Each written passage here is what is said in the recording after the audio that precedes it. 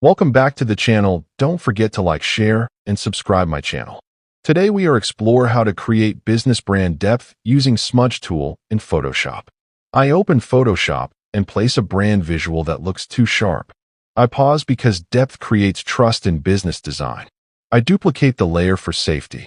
Now I choose the smudge tool with a soft round brush. I lightly drag background tones inward. I stop and feel the softness appear. I reduce strength further because brand depth should whisper, not shout. I zoom in and blend transitions around shapes. I leave logos untouched. This respect matters. I zoom out and sense harmony. The brand now feels layered and premium. I add controlled smudge strokes behind secondary elements. I refine edges slowly.